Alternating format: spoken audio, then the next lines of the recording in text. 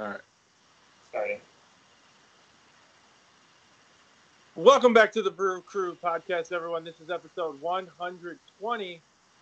Happy holidays, Happy New Year, everything like that. It is the last episode of 2020. We got a lot to talk about today, a lot to review. But first off, Matt, how was your holiday? How are you doing?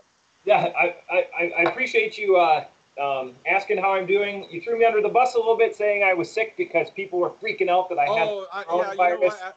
After that, my wife was like, should you have said that they were sick? And I was like, I probably shouldn't have because you said that wasn't really like an illness. Yeah, no, I was super hungover. So last Monday, I was the first day of my vacation, and what I did was got a couple of beers together and turned the camera on, and I was talking with people back home. Mm-hmm. And what happened was I didn't start drinking till like 7, and I was done by 10. But what happened, I was mixing beer and liquor. Ooh, yeah. And then Chuggalo Mikey opened up a Bourbon County Barrel Stout, and I was like, well, I can't let you drink that alone. So I went of course to the next one, and all of mine are cellared, so I was like, I'll just pour it on ice and let it cool down a little bit. But so then I was done by like 10:30, and wow. I lost Tuesday. Tuesday was a lost day. So I appreciate you and Caterade really carrying the load and putting out a quality episode with 119. What year BCBS did you have? I randomly picked a 2018. So okay. I have 17s and I have 19s and 18s. So. Yeah, I have two 18s in my basement, and I'm debating when to drink them. Because when we drank the 18s. Yeah. When they came out, and Chris and I didn't like them. Right. But I'm wondering now that they've been in my cellar for a while, how they're going to be. It's going to taste like velvet cake. I hope so. And we'll talk about that. But outside of that, the holidays were good.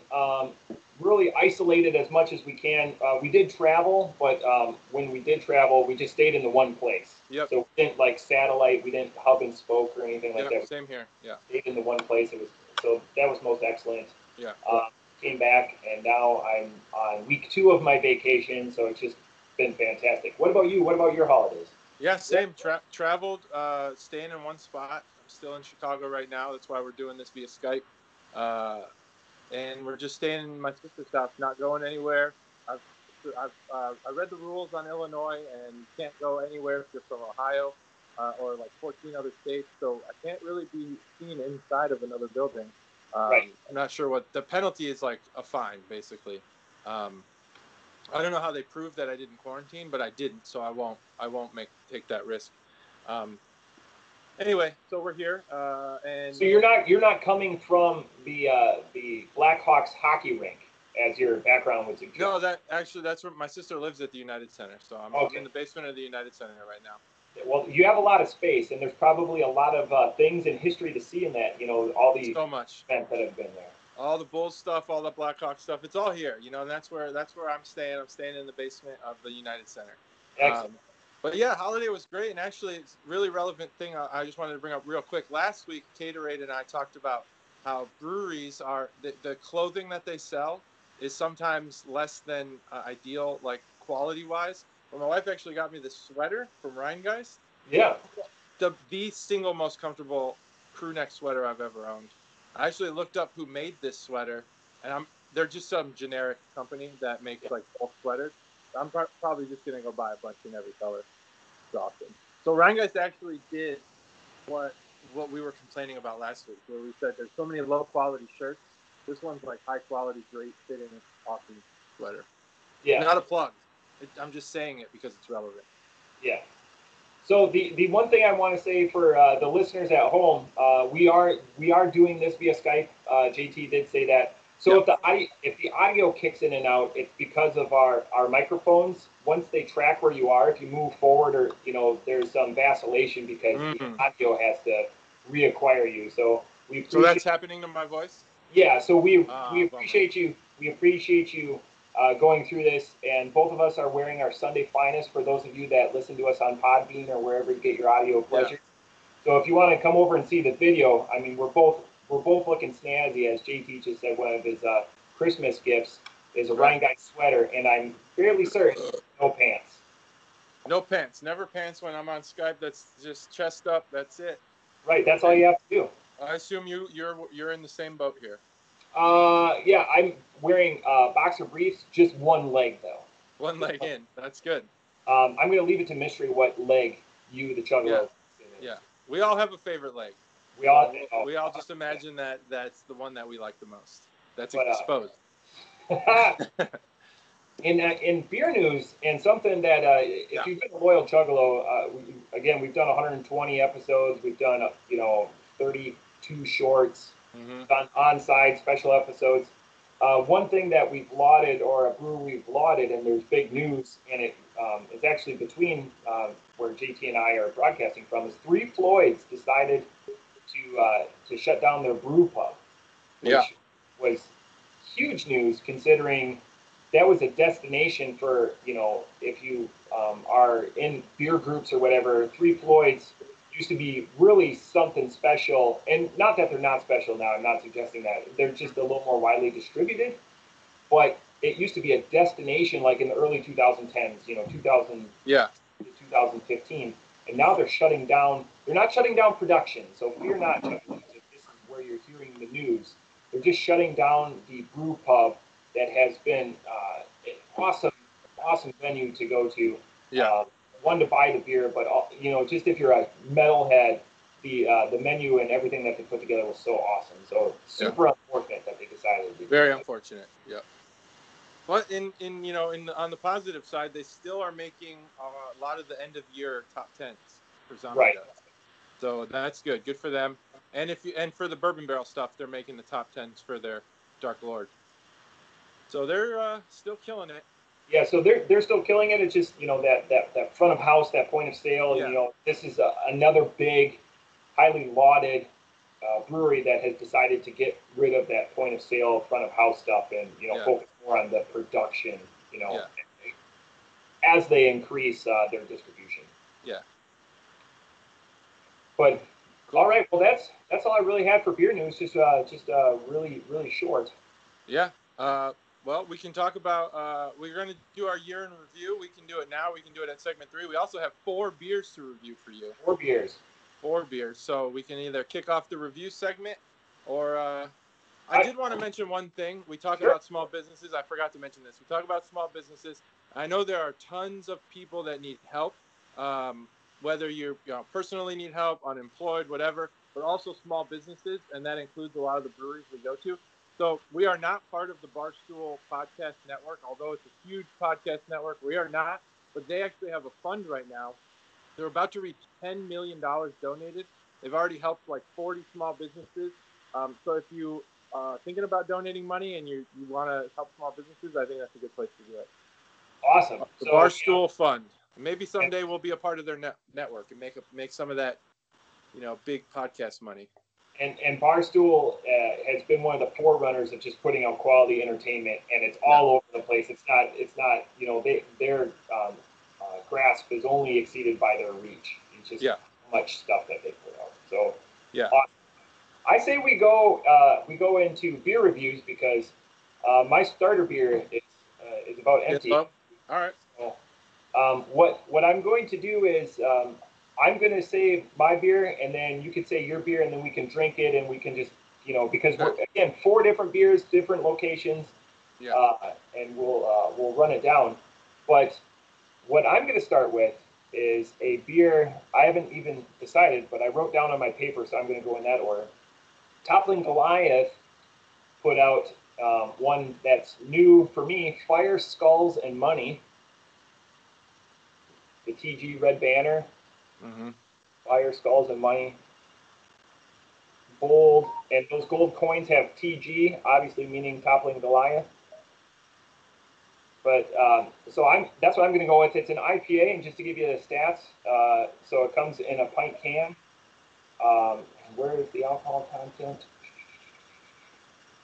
It is not easily seen, so I'm going to guess. I can Google that, but I'm just going to crack it right now. All right.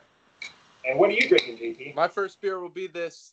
This is called Jammed from Brickstone. Brickstone's out of Bourbonnais, Illinois. So we've done Brickstone, and we've talked about them. Bourbonnais is where the Bears do their training camp, the Chicago Bears. And this is a black cherry jammy fruited ale. So at first I wasn't going to get it because I thought it was a sour, and I was like, I think we're souring up the podcast just like someone had said we're doing too many IPAs. But then I saw it was an ale, and I said, okay, it's all right, I can do it. So I'm going to crack this. 3, 2, 1. So a couple episodes, I talked about how I was soured out. I am definitely back on the sour train. It's been most of my beers the last week during this holiday season, and it's been a fantastic revelation because it's been new sours, and most of them have been gimmick sours. One specifically has been a sour IPA, which rivals Half Pipe. Okay, so I bought a sour IPA, and then I had actually bought 3 beers for this, but I had to select one to keep out, and the sour IPA was the one I kept out. But we'll do it on the pod. So 7.2 on this Fire Skulls and Money, so raising that sweet spot for IPAs. The one thing I just want to get about you, since I don't have the guys here to explain what's in the beer. This rich IPA with Wanderlust in our hearts joined our Citra with Galaxy and Nelson hops. I don't know if I've had a beer with Nelson hops that I've been aware of. So 100%, this is one of the juiciest, as in grapefruit or like a lemon type juice. It's really whipped up. I like that. This is a very traditional New England IPA, and honestly, this might be one of my just most favorite. It's got the sweeter or that fruity sour, not a sour IPA, but those, not the sweet part of the grapefruit or lemon, but like the bitter part. Yeah, the bitter. That's a great way to put it. And on the nose, it smells like the peel of those fruits. This is fantastic. This is very close to my favorite New England IPA, just initially, and I'm only 4 ounces in this. Wow, that's an impressive impression that it made on you so quick. I actually think I'm going to go buy that because I like those same qualities in an IPA. I want the fruit to stick out. Right. But when I see Citra, I'm usually more inclined to buy a Citra hopped beer because I feel like they have a sweeter fruitiness to them than the other ones. So that's really good. So my beer, this jam, is pretty much what I expected. I was thinking about this the other day that maybe we should start describing what we expect from a beer, but I think some beer is marketed in a way where we wouldn't really have a lot of expectation. But this one, based on like this dark red color, it just said it's called jammed. I was expecting kind of like a jam, thick, dark cherry ale. That kind of reminds me of jam, but with that sweetness that kind of you would have on like peanut jelly, even though it's jam. This does kind of meet those expectations, although it's a little muted on the cherry. Yeah. I was expecting a lot more cherry. This is pretty much all ale with a little bit of cherry on the front of it. Not disappointed, but I'm not like overly. You're not blown away? I'm not blown away by it. But the can art, I think, so Brickstone kind of does this with their can art. It's typically always similar. It's kind of like a stained glass window, but of shapes that you would, outdoorsy or shapes that you would see. Sorry, Stacy. That kind of match the theme of the beer. So I kind of like it. Very like a lot of geometric shapes, a lot of lines and stuff. This is a 6%, by the way. So the can art, it's all right. Nothing to write home about. I don't think we're taking any esteem away from the artist by not describing it more. But yeah, did you rate your beer yet? Yeah, so I didn't, but off the top rope, I just like this, back and forth. It gives me time to really think about it instead of, talking through it. I'm going to give this beer a 4.75. Wow. This is, again, in the upper pantheon of Toppling Goliath beers for me. There's very few misses. Dorothy's Old World Common is the stand away is one of the worst beers for me. But this is definitely in the upper 3 or 4 pantheon for Toppling Goliath. That just, again, puts out fantastic and trustworthy beers. Okay. So my initial impression of this beer, I like this first sip, I was like 3.0. This is probably about as average of a cherry ale as you can get. I'm actually going to go up a little to 3.5 as my final score because it does have a good like sweetness to it. Although as I drink it more, I'm reminded of like the lactose when something is overly lactose and it just tastes like cream sugar.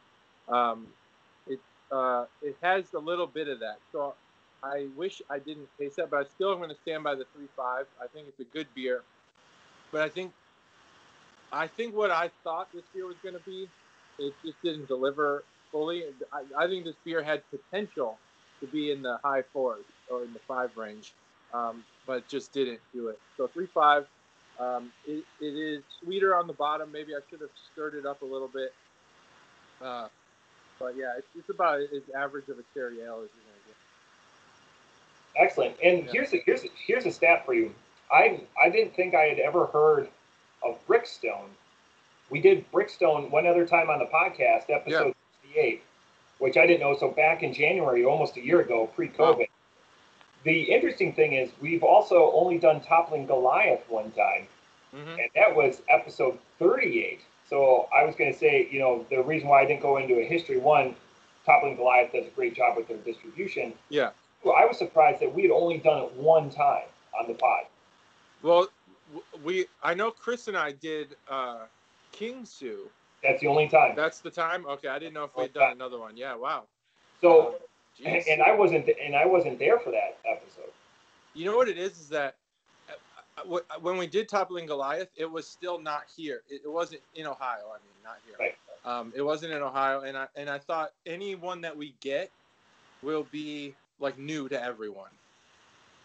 But now that it's in Ohio, I feel like I don't want to buy it for the podcast because somebody has probably had at least one of them. Right. So that's interesting that we've only done one. And this is my first beer that I've done that I purchased in Ohio in quite a long time, just going through stuff. Yeah. And I have a bunch of beers. Again, I went to my favorite liquor store when I was back in Wisconsin here and stocked up on stuff. But yeah, after a while, you just start sitting on the same beer, and you're like, this Toppling Goliath comes in a 4-pack. You're like, don't get me wrong, I'm OCD in the respect that I want my fridge symmetrical, but then I'm like, and that's been there a while. I don't want it turning into I say a shelf turd. Right. I'm not turning into a refrigerator turd. Right. Well, apparently it isn't. So you just recently bought that, or it's been in there a while? About a month. Oh wow. I think I bought it from Hall's, and I bought it November. Okay. So, because I never know, today I didn't know what I was going to do. I just kind of walked over there and I was like, when we talked that we were still, going to record at the same time, I was like, and then, so then I could make my notes. Yeah. But, again, episode 39, I'm sorry, I said 38. So episode 39. So the fact that, it'll be 2 years in April since we won Toppling Goliath. But like you said, all the points that you said, before it was more of an exclusive. Now it's very widely distributed. Yeah. So good beers, and ones that we haven't done that much. So interesting. I would have guessed that I'd never heard of Brickstone, but here it was on the podcast. Yeah, we've done. Do you remember what it was? Which one we did? Yeah, Hop Skip. Hop Skip. Yeah, I remember that. Okay. It's nice because recording this way, I can have my spreadsheet ready. So I'm not like scrambling because otherwise, awesome. Had we been sitting in the church room bar, I would have said, "Oh yeah, it's a newcomer," and then you would have probably corrected me because do you remember that we did Brickstone? I don't remember that we did it on the podcast, but I remember that we've had it because I had a 6-pack, I believe, and I left. There was 2 in my fridge. Yeah. Like for a while. So I knew that we had it, and I shared it because I wouldn't just leave 2 if I liked 4 of them. Yeah. So I knew we did it. I just didn't know if we did it on the podcast or the beer club or what. Do you still have quite a bit of that beer left? Because I can bridge our beer tasting segments if you want. Barely, but I can slow it down. Okay. No. Otherwise we can press. Yeah. All right. Either way. I was just going to do that Christmas box. I'll do that at the end. Oh, yeah. Whatever you want to do. But all right, well, let's get on to our second beer. Yeah. So this one, I'm going to be doing the Humble Forager, which we've not done on the podcast before. And I'm going to be doing Coastal Sunrise. And you have to be careful when you're doing information. This is going to be a fruited breakfast sour. Wow. I was gifted this over Christmas, and it's got blueberry, maple syrup, vanilla beans, and cinnamon. Whoa. And I will get in more to the Humble Forager, but again, why can't I locate the? I'll get to the alcohol content, but again, a very, very unique beer. Yeah. And the artistry on all of Humble Forager, and I will go into it after JT says his beer. But it's all watercolor. It's all that has a very Epicurean 100% feel to it. Yeah, that Epicurean's darker cans though, lots of blues and grays. Yeah. Coastal Sunrise is a lot more muted tones, not those darker tones. So I will go with the crack on this, and JT will tell us about what he's going to do. All right. I am, in Chicago, so you got to go to you got to go to the stores and get these Chicago beers. I'm doing a Pipeworks. Pipeworks has made, I think, at least 2 appearances on this show. This is a limited edition beer. It's called Beeros, and it is a cereal beer. It's cinnamon and sugar in every sip, so it's supposed to probably be like Cinnamon Toast Crunch. But what I liked about this beer and why I chose it over the sour IPA is that the label is like a box of cereal. It has a word search on it, and it's got some activities for you to do, like the word search. And then it has like the art is really nice. It's got this unicorn, and if you know, we did I don't remember who was fighting the unicorn. Was it like Tiger versus Unicorn or something for the very first episode of the podcast? Ninja versus Unicorn. Ninja versus Unicorn.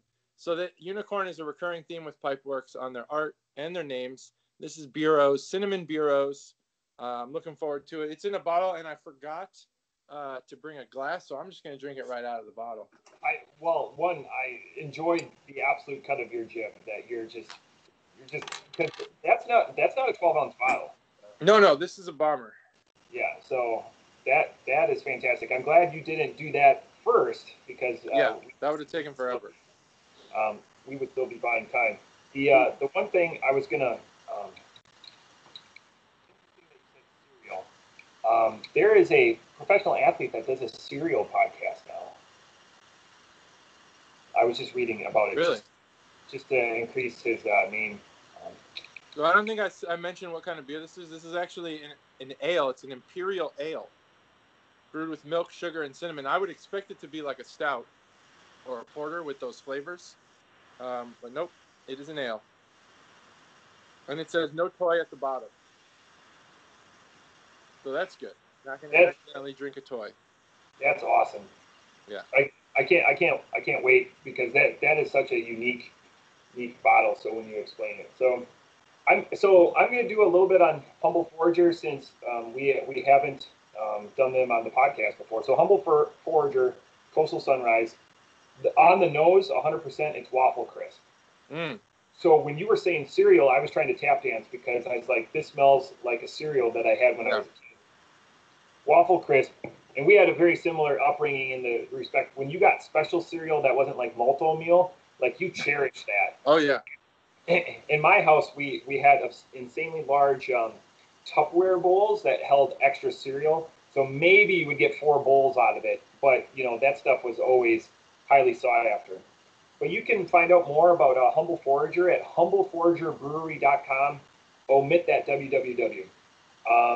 They're a distribution brewer, and so what they have no front of house. Everything is meant to be distributed. There's no brew pub or anything like that, which is really there's no experience.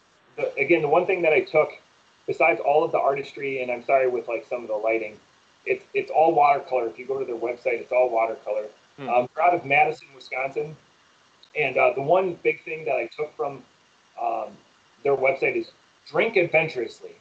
So I don't think watercolors are super adventurous.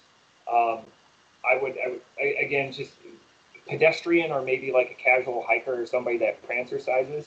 So a little disconjunction there for me. But I got this beer from my in-laws' best friends. He just happened to stop by, socially distanced, and was like, "Hey, I brought something for Matt." I was like, "Well, I won't be outdone on the gifting," so I bought a bunch of CBS when I was back in Wisconsin when I could. So I gave him a bottle of CBS. I gave him a 2018 bottle. But so, anyways, very cool. This beer is so unique. Again, blueberry, maple syrup, vanilla beans, and cinnamon. I don't get the blueberry. I get the maple syrup 100%. Again, if you call it a beer waffle crisp. The interesting thing is it's very red. Like those descriptions, I think the only thing that it gets from the blueberry is the red color, but the vanilla beans, the cinnamon, this is fantastic. This is a complete one-off because of that spice component. It's not overly sweet. The maple syrup is in a perfect quantity. I'm horribly upset that I only got one of these. But granted, it was a gift, so I'm thankful for the gift. This is something that I would buy much more of, and I think that there's a sticker over the back, but I just want to read this because I was scanning it as I was looking for the ABV on this, so it's a 6% beer. This fruited breakfast pastry sour uses Oregon-grown blueberries, Wisconsin maple syrup, Mexican cinnamon, and PNG vanilla beans. Enjoy the flavor texture combination of campfire blueberry pancakes and a toasted marshmallow berry smoothie. Maybe when they say blueberry pancakes, I can see why, I can see how that's brought into this mixture. This thing is divine. It is a complete PNG, Papua New Guinea. Papua New Guinea. See, when I think of vanilla beans, I always think of Madagascar. See, I didn't think of cinnamon as being from Mexico. So I actually appreciate that it said that. Wow, this is a complete, having the Toppling Goliath, I'm glad that, I went all over the place with this. Wow, I'm speechless. Off the top rope, this is a 5.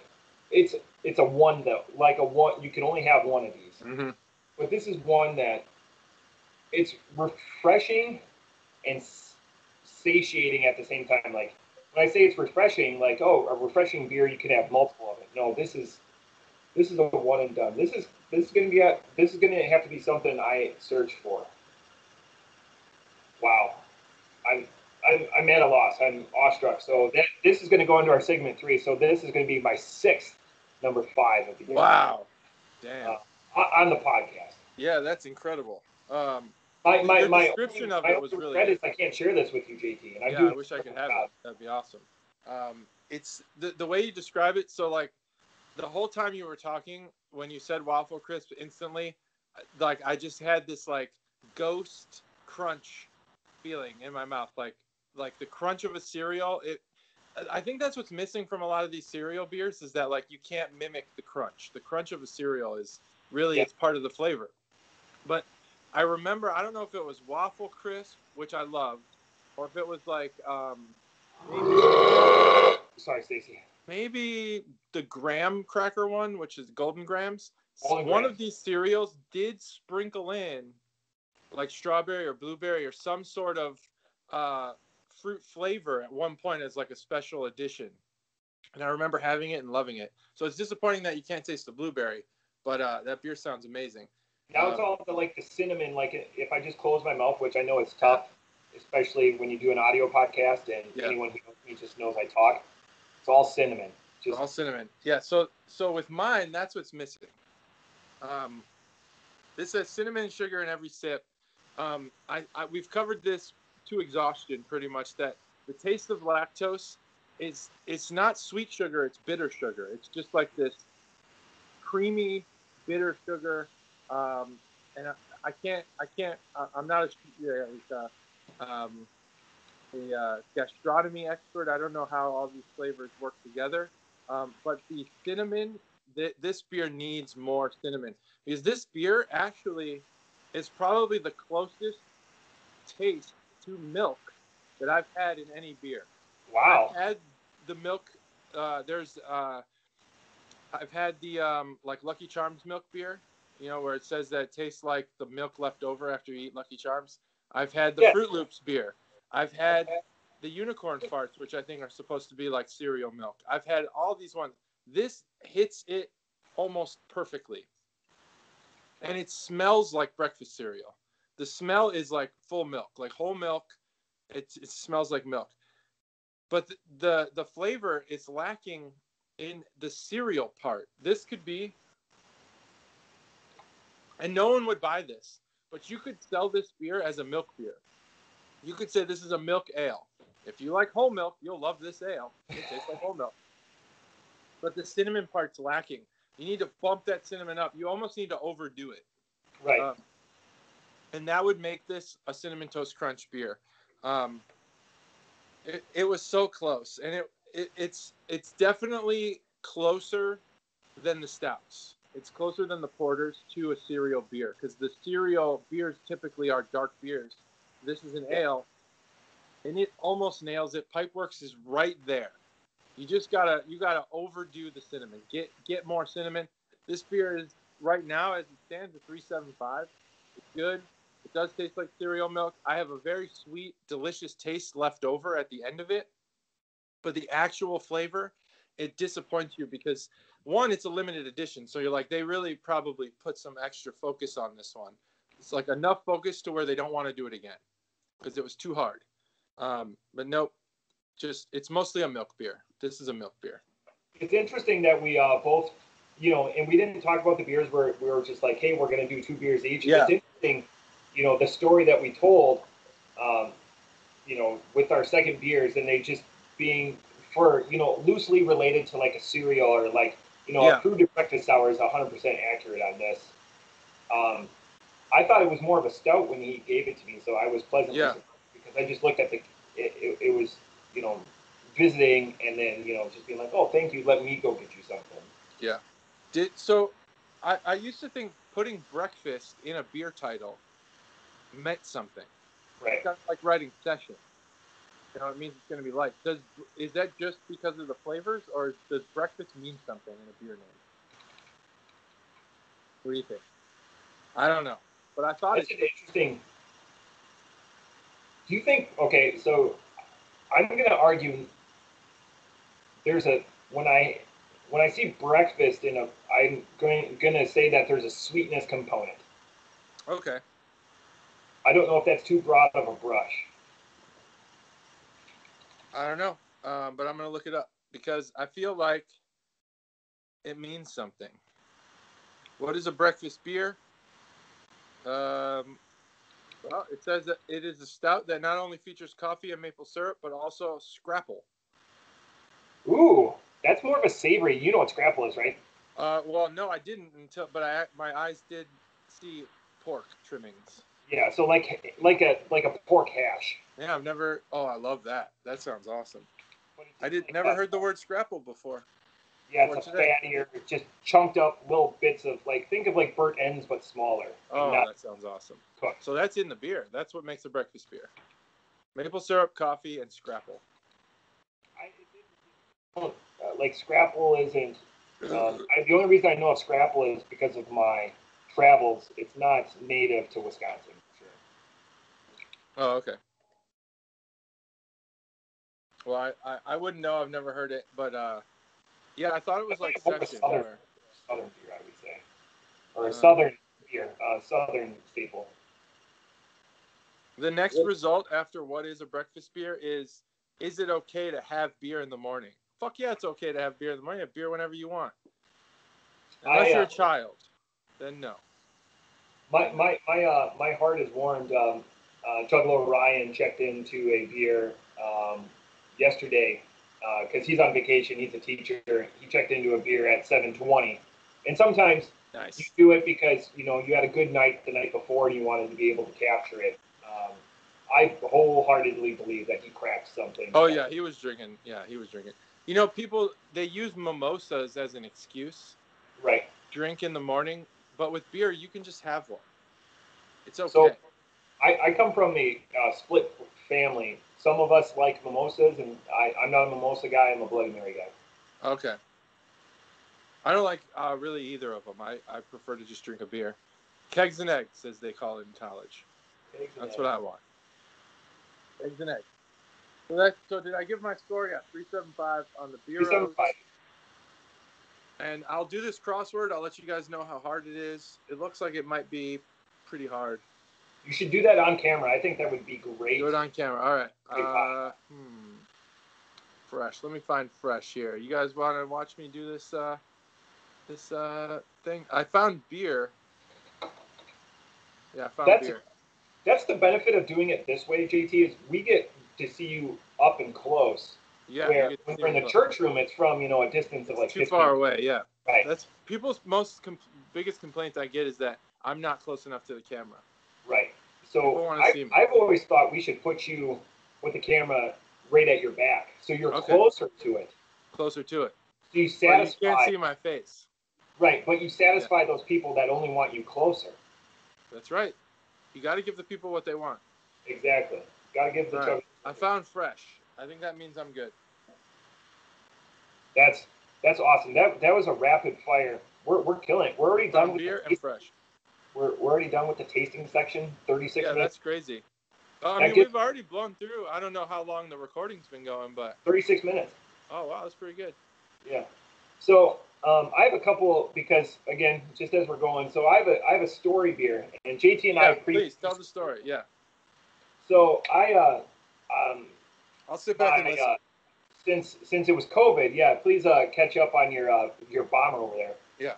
So for Christmas, I always get together with my best friends, and we call it Friendsmas. Well, this year in the age of COVID, that was something I had to forego in the interest of keeping everyone safe and healthy and social distancing. So we always exchange with my best friend and I, Juggalo Mikey, we always exchange a Christmas brick.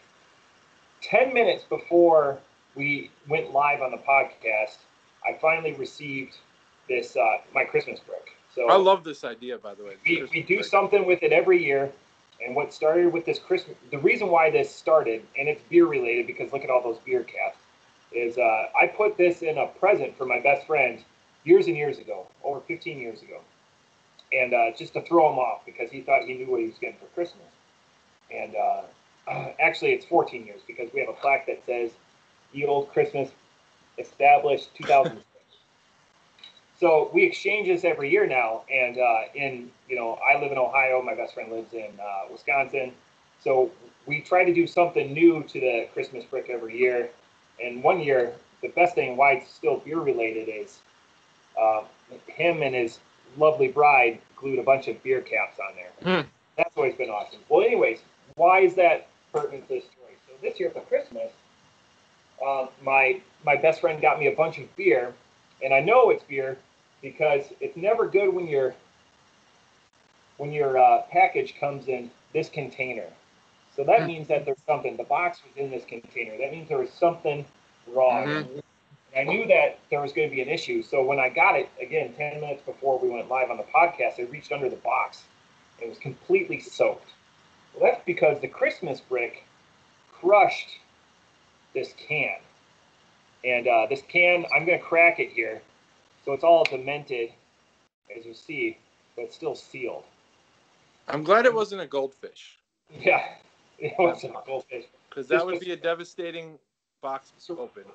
Saran wrap on the... So anyways, the reason why this is funny is this beer came in a decorative paper box, so it had some prominence to it because, and this is soaked up and completely destroyed. Yeah. So the reason why it's hilarious, if you follow and you're loyal Chuggalo, is this is a collab beer between Surly, which is number one on my hit list, and New Belgium, and I like what they do. So this is a culture collab, and I am cracking a beer that's has a third left. Probably gonna explode. Hopefully I don't get too messy.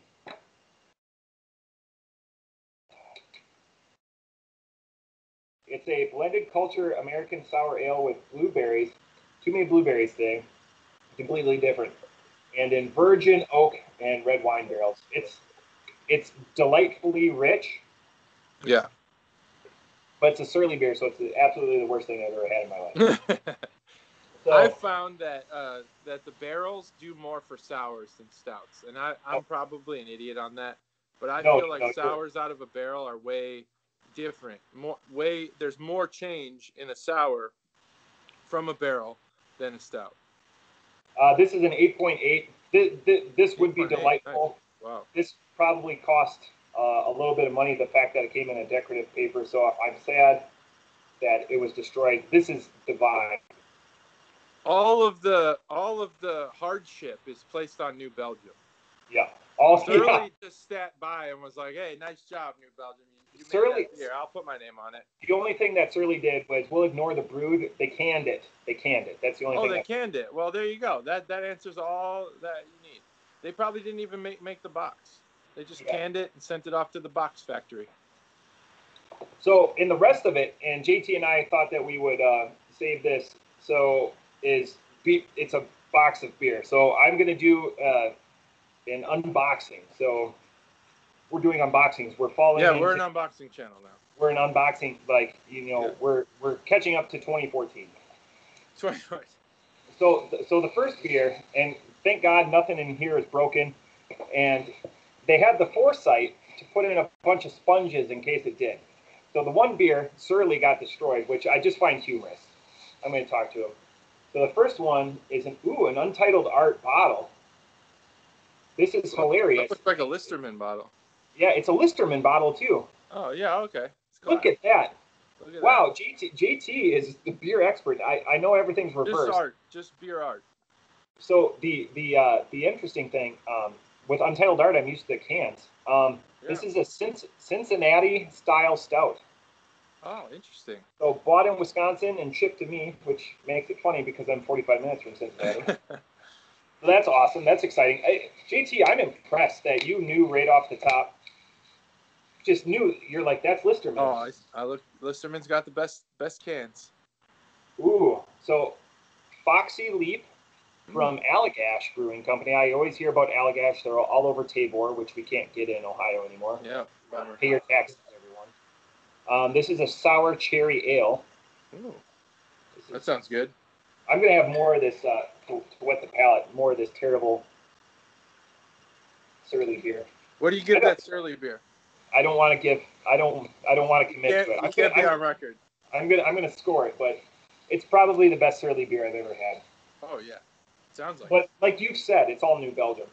Here's the third one, the Rio Reserva. Never heard of this. Something 15 years. That our logo looks familiar. Yeah. What is that? This is something. So this is 11.2. This is like a Euro style bottle. Imported in the U.S. by the Shelton Brothers.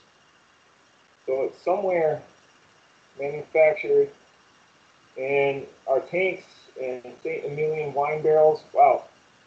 So that's something maybe go to the cellar. Okay, a couple more left. We're now. Ooh, Lethbridge. So this is from Minnesota. We've done a Lethbridge. This is Silhouette. This is a barrel-aged imperial stout. So we're going from the fruit to the more full body. And then it says over here on the side, which is funny when you probably drink it, the Cold War is over, which is clever, and it shows you the snifter that you would be drinking. Sorry about that. I got lots of sponges. This is really the gift that keeps on giving when you're OCD. I got 2 left. This is fantastic.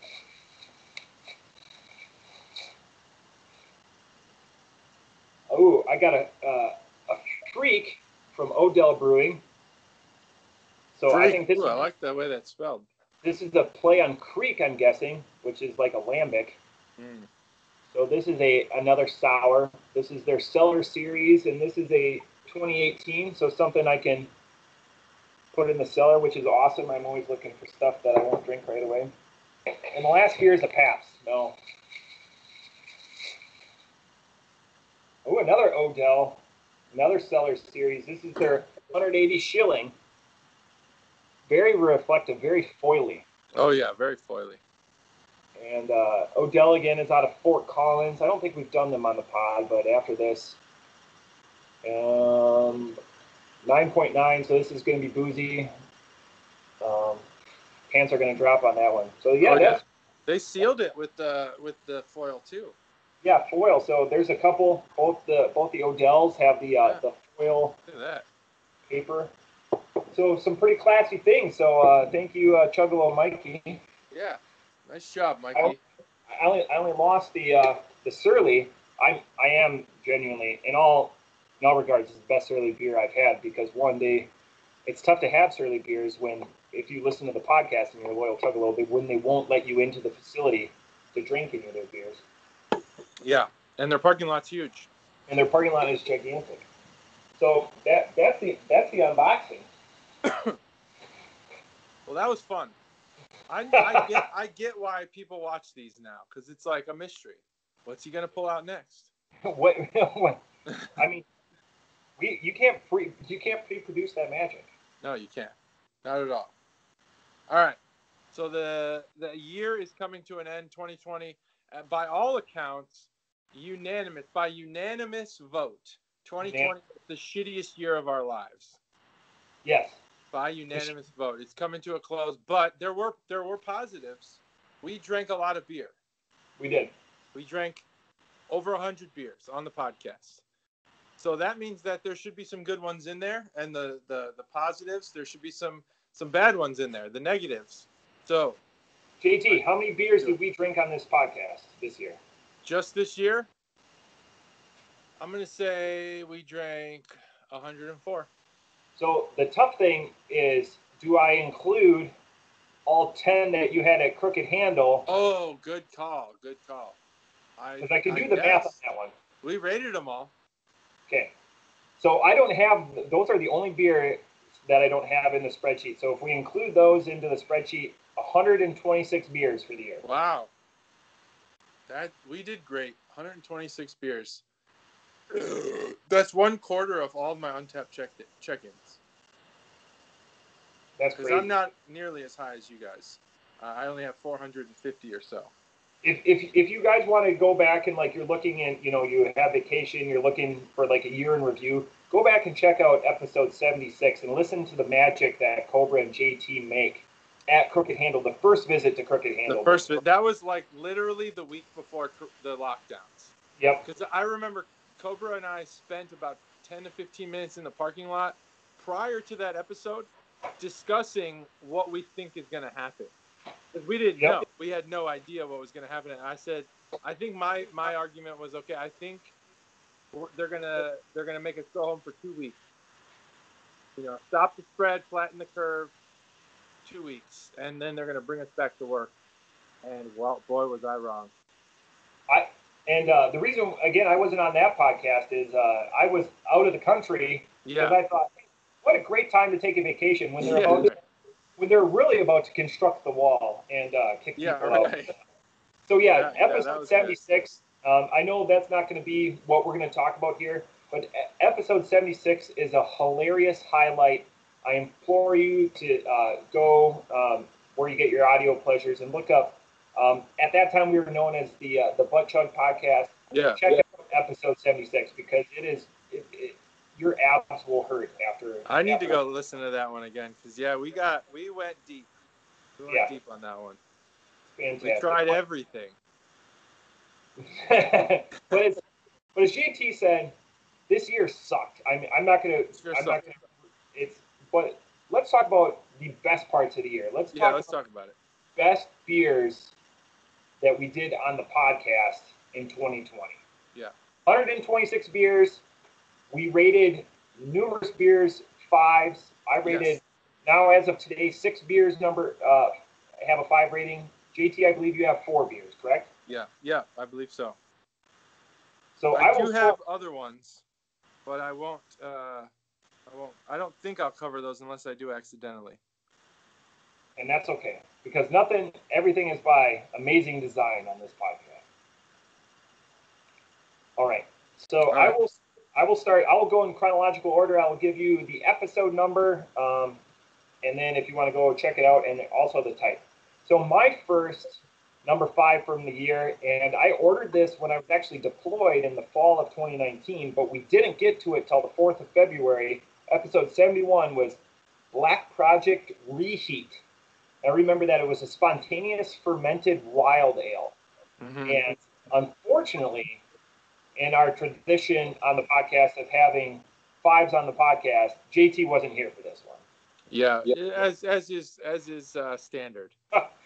But both Cobra and I don't want to steal his thunder. If he does a recap, he also rated this a 5. So this was a 2 for 5, and I think we're gonna close out the year. I know we have one beer that's a 3-5er.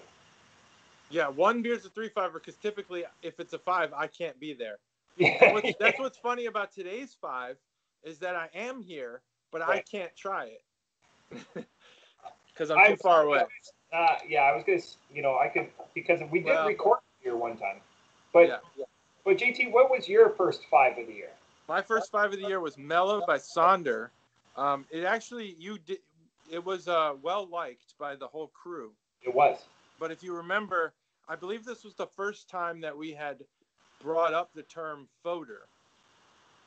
This was a sour that's aged in a oak foeder.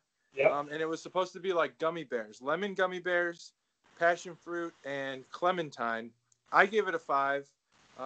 What did I write about it? I wrote perfect sour. That was it. Yep. I wrote perfect sour. I loved it. Gave it a 5. That was my first 5 of the year. You actually gave it a 4.75.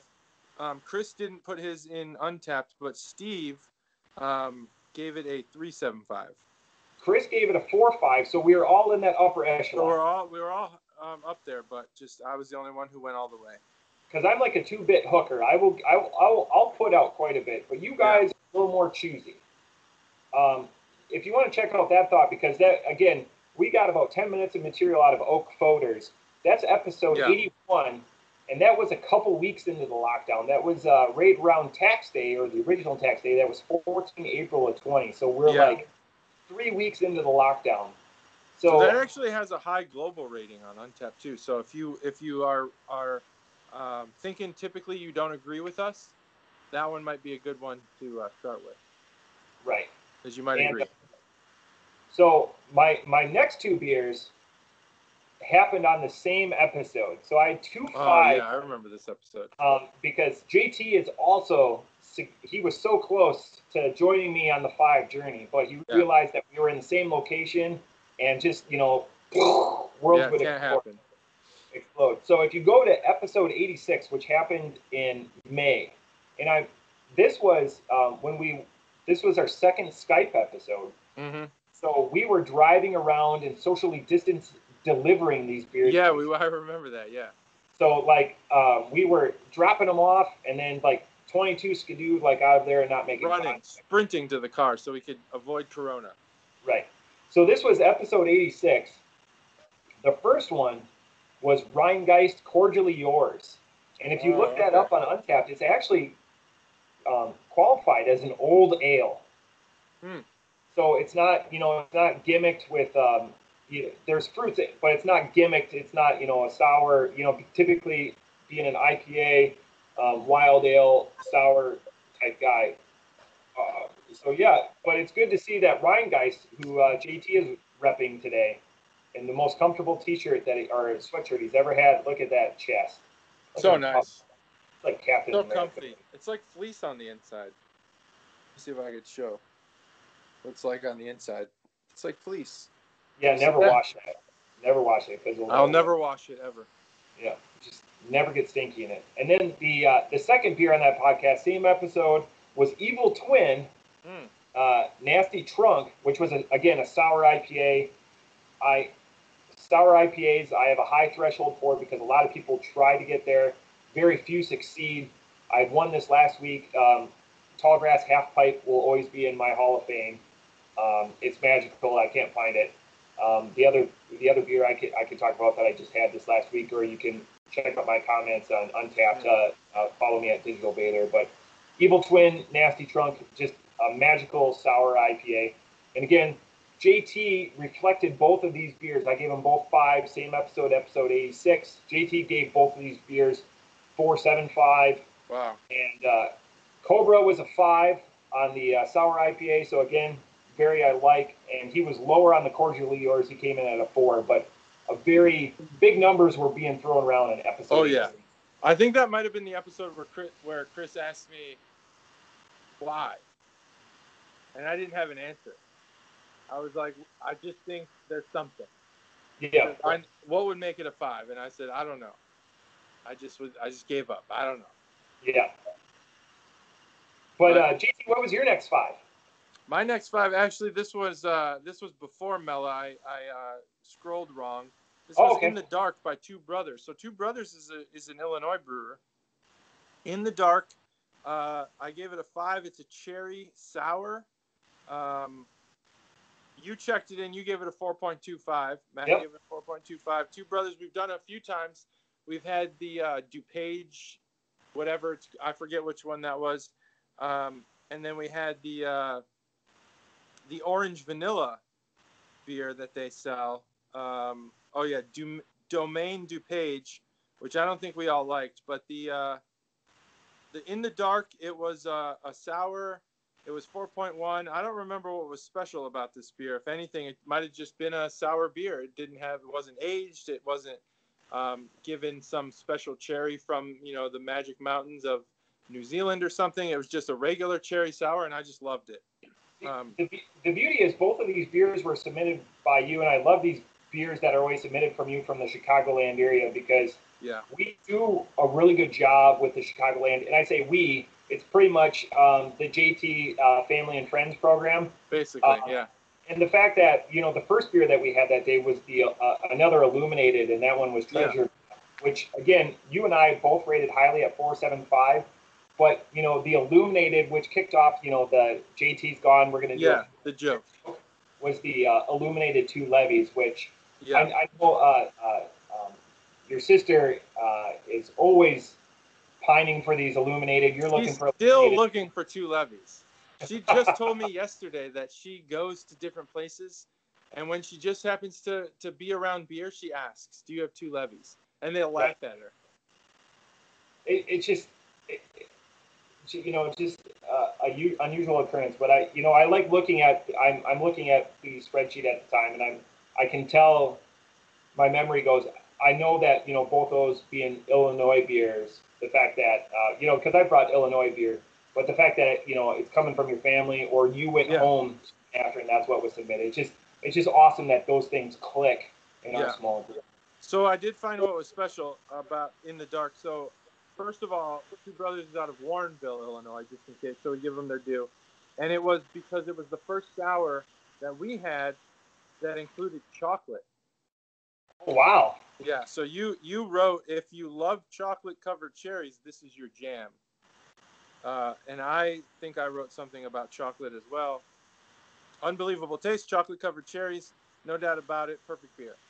That's what I wrote, 5.0. So that was actually my first 5 of the year. I like, because it's been such a crazy year. Sometimes we have to jump forward and back in time. It's good when you look back and you're like, I didn't just give some random beer a 5. Yeah. Like, this beer actually was special. Anyway, go ahead. What's your next 5? You got a couple more. My next 5, and then we're going to do our least favorite beer of the year according to our scores, because I guess we weighted them in hindsight. So if you jump to episode 105, which was just this fall, and for me, it's going to be the 15th of September. It was Street Side. Just 2 dudes. Just 2 dudes. I believe. I think I remember that. Was Street Side your submission? I don't know. It might have been. Because Fair State was mine and Third Space was mine. So no, this would have been a Cobra submission. So this is a polarizing beer. So this is a milkshake IPA. Mm-hmm. But I was at a 5 and you were at a 2.75. So this is a this is a gap beer for us. This is one that wasn't lauded widely across the podcast, which is awesome. Which is why you have to keep listening to these podcasts, is because sometimes we're going to be different, and that's the beauty of it. Again, the commentary, because now I point everything towards, hey, you should listen out to the episode. Nothing sticks out in my head, which means this beer wouldn't probably be my favorite beer of the year. But the fact that it was a milkshake IPA and that I rated it that high, it must have been pretty spectacular. And that's all. Had to be. But I remember hating it. Milkshake IPAs aren't doing it for me. I don't like them. I see milkshake IPA, I don't buy them. Challenge accepted. I have one for you that will blow your mind. I hope so. I hope that it does. So this next one for me, my next 5 of 2020, this one was a big deal because there was evidence here that we can influence the masses. There was the Untitled Art Chocolate Lava Cake Stout. I still have some of this left.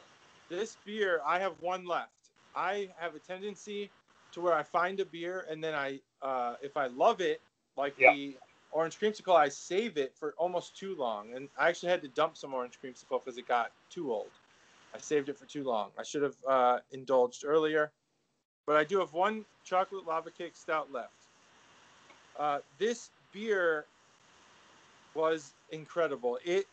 There hasn't been a beer before or since that tasted like the title, tasted like the advertisement. Chocolate lava cake. There's only a couple places that are like known for their chocolate lava cake. I don't know many of them, but I know Rainforest Cafe is one of them. Yeah. And their chocolate lava cake is fucking awesome. It pours out the top, and it's awesome. This beer tasted just like it, and it was that first sip. It was like, there's an episode of The Simpsons, if you're a Simpsons fan, where Homer licks a frog, and like the whole camera just like zooms to Homer's face, and his eyes get all like dilated, and it's like Homer's in this new like mind frame. That's what this beer does. You taste it, and it's in a new mind frame. So not only did I give it a 5, but you gave it a 4.75, which I thought was absurd. Your critique of it was awesome. You said this is the best first taste beer ever. And you don't even have a sweet tooth. And you said a few other things about it. But you said it just missed a 5, so that probably would have been the time where I said to you, why? What would elevate this, right? Well, Steve then went and bought it because of us, gave it a 5. Then you gifted him one. He gave it a 5 again. And what I said about it was perfect. That was it. So I'm a man of many words. I was gonna, but they have gravitas. Your words have gravitas. For me, I'm a death by machine gun. You're a shotgun, with the slug gun. So I sat on these because it came in a 4-pack. So did it on the pod. Cobra wasn't there, so I sat on it. Because I wanted to sit on these 2 cans. So my wife had one, because she's got the sweet tooth in our relationship. And so then I told my father-in-law, because this came from Wisconsin, I told my father-in-law to go pick up as much as he could. And he got the last 4-pack that was available. Wow. We have 1 can left. I know exactly where it is in my fridge. This, like you said, there's probably no more of an accurate description for a beer that met the mark than this beer, because everyone knows what chocolate lava cake. You close your eyes, everyone would draw the same picture. Yeah, this beer nailed it. It was a 5. You gave it a high score. I don't remember what Chris said about it. So he said it was. I didn't give it to him for a couple months after. He said it was awesome, but that was it. And he's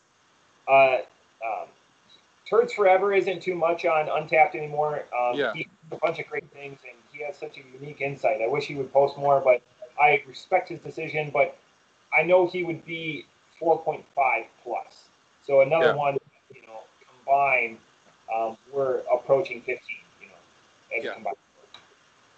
So my last beer up until today, this potentially could be the beer of the year as far as the pod goes, and JT knows where I'm going with this, because there was a pause.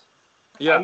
I made eye contact with Cobra because this was a JT submitted beer, and the beauty of it was the second one we did, because the first beer that day on episode 111, Full Circle, was an illuminated beer. Yeah. So again, searching for that like 2 levies type magic, and the reason that this is coming full circle, that 2 levies I'm for sure would have been a 5 all around. This beer was the only 5 all around for the entire podcast. It was Wolf's Ridge, Clear Sky, Lemon Meringue. Yep. And I remember looking, because JT was having to do, and so Cobra and I were able to enjoy it before JT because he's having to introduce the beer and talk about Wolf's Ridge. And technically a cream ale. JT's big on cream ales right now. He's on a big cream ale run. This beer was just magical, and I've never like interlocked eyes with another individual and been like, man, just, are you drinking this? Are you serious? And then we're like looking at JT. JT's having to like, you know, take it in, but also like, you know, tell the Chuggalos what's going on. It's a pure piece of audio and visual magic. Episode 11, it's on YouTube. Try to go to like the 38, 40-minute mark, like, because it's the second beer we do that day. It's pure magic. Yeah. So that's obviously my next one as well. This Clear Sky Lemon Meringue. So up until this point, Wolf Ridge was, to me, a gimmicky discount craft beer in Ohio. No offense to Wolf Ridge, but I didn't take them seriously until this beer. And I think we had one other Wolf Ridge beer on the podcast before this one. I'm not sure. But so cream ales, my brother-in-law, Tim, had introduced me to cream ales on like a more professional level. Like, hey, you've probably had cream ales, but this is the one you should try. And I tried it. It was in California. It was awesome. And I've just been like, okay, I need to find cream ales that match this stature. Yeah. And so I came back, and obviously Warped Wing makes Ermels. That's like their big beer other than Flyer. That's like they're probably their highest selling beer. Trotwood.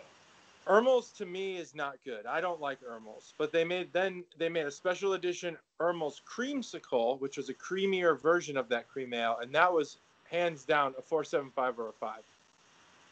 And then they made a blueberry Ermels. I had it on the live drink along. It was garbage. I hated it.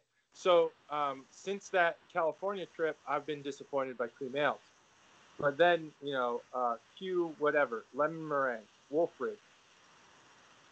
This was when I started taking Wolf Ridge seriously. This is the moment that I realized that Wolf Ridge is not a gimmick brewer. They're a good brewer. They're putting thought into their beer. And this beer was amazing. It was a 5. And in my head, it was like the can had described their process, like lemon zest and a few other like really somewhat trivial attributes that were like, we threw this beer together. Right. And so that was my comment. It's like, these guys are just sitting around like zesting lemons, making fucking insane beer. Just like, hey guys, let's zest these lemons and make a beer and make some money. No, but what they wound up delivering was insane. I'm ready. If you don't want to make this statement, but I think that this should be Brew Crew's top beer of 2020. I mean, I think that if there's any prestige to being our top beer of the year, I mean, 3 5s. You can't get better than that. Yeah, it was so good. It meets, and like I said, there was that pause, and I should go back and relive that moment, because just like the shit-eating grin, because we do our best to not influence each other. That's why I keep notes and I try to write things down before I'm influenced, because I'm easily influenced. I know I'll say that by two peers whose opinion I respect and make me think outside of the box or outside of my own. Just the looks that were given on that. I agree. It's got to be the beer of the year, and it's got to be. I don't think I'm being too outlandish speaking for Cobra in saying that he would agree for it. Yeah. With the reasons we were saying, but he would put a more beautiful assortment of adjectives involved with explaining that beer. But it was fantastic. And who would have thought a cream ale? Yeah, who would have thought? Would have been the beer of the year, and that just goes to show you. And the naysayers that are like, oh, you guys do a cream ale is taking the beer of the year. 126 beers. I forgot we did the Century Club too. That's right. So over 130 beers. Yeah. We done, and a cream ale takes the beer of the year. Beer of the year, and I think that this has helped. Even though sometimes we think our podcast is has a small reach. Right. Dr. Actually has successfully gotten Wolfridge into his local bar on tap. Oh, wow. I don't think it's the lemon meringue, but I mean, he has made an impact. Wolfridge is now on tap in a bar in Tip City, so it's because of us. One thing too, our Shea, which we've Arche. They have 3 taps right now at King's Table. Oh, I didn't know that. I actually was going to try to pick my brewer of the year, and Arche was on the list. Wolfridge, Arche, they were on the list. I haven't picked one. But, yeah, that one it gives me Arche's got to be up there. I appreciate. Hey, this is who I am. Fuck you if you don't like. Yeah, that's exactly why he was up there for me. It's just like, if you don't like it, fuck you. I'm making these beers. All right, so it wasn't all good. No. There was at least 1 or 2 or several shit beers that you had this year. So I want to go with just the one. I want, because let's focus. 2020 was a great year for beer. It really was. As relates to the podcast, I had 1 shit beer according to my scores. On memory though, I don't remember this beer, which is fine. But for me, it was something that I drank. I think this was our first Skype episode. Mm-hmm. So we were drinking individually, and I'm glad I didn't have to share this with you guys because I was the only one that scored it, and that was Flying Dog pool hopping for me. Mm-hmm. Just didn't appreciate it. I gave it a 2.25. It was my only 2.25 on the podcast for the year. I had a couple of 2.5s, but this was my only 2.25 for the year. All right. For me, I'm gonna read the 2 that are lower, but I'm gonna skip ahead to my 3rd worst beer because this one I remember. Right. My lowest beer of the year, I gave it a 1.5. It was Key Lime Ginger Sour from Untitled Art. I fucking hated that beer, and I remember you guys liked this beer. You gave it a 5. No, Steve gave it a 5. I don't remember what you gave it. You didn't rate it, but Chris was baffled that I didn't like this beer. The next one was Spyglass from Urban Artifact, and typically I like everything from Urban Artifact. Spyglass, you gave a 4.5. I gave it a 2.0. I did not like it. We didn't do Spyglass on the pod though. I don't believe so. Yeah. I think I bought that myself. What was the unfortunately. First beer? My first worst beer, 1.5, was a Key Lime Ginger Sour from Untitled Art. You do not have a rating, but I believe we did it on the podcast. Steve gave it a 5. I don't remember this one. Yeah. So that's why I'm skipping ahead to the Peach Double Milkshake IPA. This beer sucked. It was another Untitled Art beer. And this is the beer that made me realize that I don't like milkshake IPAs. I don't get it. Challenge accepted. I hope that you can change my mind. But full disclosure, I don't think this is a milkshake IPA. What I'm going to submit to you. Okay. All right. So it was, if I remember correctly, the peach was basically milked down. Yeah. What I was expecting was like a peaches and cream kind of IPA. What I got was a sugar beer. Yeah. And I didn't like it. And I do like Untitled Art, obviously with the cake, the lava cake one. But a lot of people didn't like this beer. From what I'm seeing, a lot of people gave it pretty low scores. That one I remember specifically because I have liked peach and beer. I have liked peach IPAs, but that one was the one that said milkshake IPAs probably are not for you. Right. And I gave that a 2.25. Yep. So that was actually my birthday. I was delayed out of country. I was supposed to be back for my birthday. That's right. Yeah. Podcast and it being St. Patrick's Day. I didn't make it back on that one, but we had done Untitled Art quite a bit. We have done it a lot. That first beer that you talked about, that Untitled Art, wasn't one we did on the podcast. I was trying to find it because I don't remember it hitting. So I'm wondering if you gave it to me off pod, but maybe I did. Yeah. Maybe we didn't do it on the pod, and Chris just liked it and said he didn't understand why I didn't like it. Yeah. But people seem to like that beer. I did not. Doesn't matter. It's over now. So that's it. I mean, that's our year in review. I think we have our beer of the year is the Wolf Ridge Lemon Meringue. No argument. Find it, buy all of it. I tried ordering it from Pat at Hall's. He said it wasn't even in the inventory anymore. Not even in the inventory. And then I think that we can agree that our at least top 3 brewers of the year, our Shea is in there.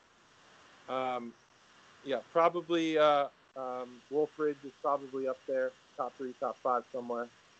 And we just won't have to decide who is the best. Right. So one story that I want to go with, because I'm just looking at the list right now. Remember last year at the Super Bowl, the super serious sweet commercial with the guy skateboarding and going and picking up St. Archer Gold. Oh, St. Archer, yeah. And St. Archer Gold is already gone. They're still selling that here, by the way. They're getting rid of their backstock. But remember, they stopped brewing it because we did do St. Archer Gold on the podcast in March, like right when there was a beer we could all get right after COVID. Yep. I remember liking it, but again, they've already decided to shut it. It died so fast. What a huge marketing campaign to die so fast. So I would be remiss too if I didn't share. I should bring up a bunch of pictures because they were all shared with me. So Bourbon County Barrel Stout, which is a very polarizing beer on this podcast. I'm looking for the pictures now. So we've been exchanging pictures. So here's one. Here's one I want to share. Can you see where that Bourbon Barrel County Stout is between? These are 2 seltzers. That's a seltzer. Oh, seltzers, okay. And that's a seltzer. It's really hard to see with the lighting. Yeah, so I apologize on that. So the theory with my friends in this group is that they overproduced it. Yeah. This is Walmart. I would agree. Walmart has it left over. That's Walmart. So they're Walmart starting sells it now. Wow, they're starting to sell it on sale. I know I had one more picture of it too, but it's incredible that they're already starting, because it's been out just over 5 weeks now. Yeah. They're already starting. We ordered way too much of it, and a lot of people, there was a lot of hype. I didn't buy any this year. Wow. But now I'm debating, hey, if it's available and I can get it for $8-9 a bottle, and just sit in the cellar, then who cares? But so that's one of my parting thoughts for the year, as I'm just thinking about it, looking at things. Well, I didn't know that they sold that at Walmart, but I will say that Goose Island is way more popular here than I ever thought it would be. And by here, I mean Illinois. Right. Boy, do they sell a lot of Goose Island here. It's got that, like, we don't understand, or at least I don't understand Warped Wing, but they sell a lot of beer. Here, Goose Island is selling beer like crazy. They got 12 packs of almost every beer they make. Jeez. Yeah, and people are buying it. Hey, it's crazy. Hey, their business is doing well, but you're looking at all these places. One, separate location, it's being stored between 2 seltzers, and another one, it's just on an end cap in a Walmart, and just hoping, end caps are like, spontaneous buys, because you don't go for anything like, oh, it's on an end cap. Right. I think, that might be the result of oversaturation. ECBS was obviously one of the grandfathers of the genre. Yeah. But now even like the little guys, even the Wolf Ridges are probably putting out bourbon barrel aged stouts. And it's just like, wow, I can get this from anywhere. Right. So why should I buy this Goose Island one? So that's probably what happened. 100%. Oversaturation is definitely what it's got to be. Yeah. So, well, that's our year in review. If you have a beer that you think's the best beer of the year, and you want to challenge our Wolf Ridge, decision, well, go ahead. Do it on our Facebook page or Instagram or Twitter or whatever. The first brewery that you love. The first question I'm going to ask you is if you had Wolf's Ridge before you give me your beer of the year. Yeah, you have to have had Wolf's Ridge Lemon Meringue, which is like a real limited select group of people who've had it. Right. So yeah, that's our 2020 year in review. That's our big 4 beer episode. Next week I'll be back in Ohio. So as long as I don't catch anything while I'm here in Illinois, we'll be back in person. Boom. Boom. Whose week is it? We can talk about that. Let me scroll down. If worst case, it'll be my week, and I've got tons stacked up already. All right, we'll do you, and then we'll switch to me. We will do 2 weeks from now. Yeah, we'll do you. That's how it works. Well, everyone, Happy New Year. Hopefully 2021 goes a lot better than 2020. Unless you had a really good 2020, then maybe this is it. That was your peak. Yep. I don't know. Thanks for listening if you did, Jeff Bezos. Yeah, right. Thanks, Jeff. And thanks for all that money you guys you passed along for our Podbean account. I love it. Yeah, it's great. Thanks. But yeah, Happy New Year to everyone. Drink some beer, and never stop listening to the Brew Crew Podcast. You got any year-end words? Happy New Year, and tell your friends. I'm gonna try to kick out a short before the year's up. But awesome. But as far as the starship that is the BCP, This is gonna be our last episode. This is it. Yep. All right. Well, thanks for listening. As always, we appreciate all your support over the last year. It's been a rough one, but if you made it, thanks. That's Cheers. it. See ya.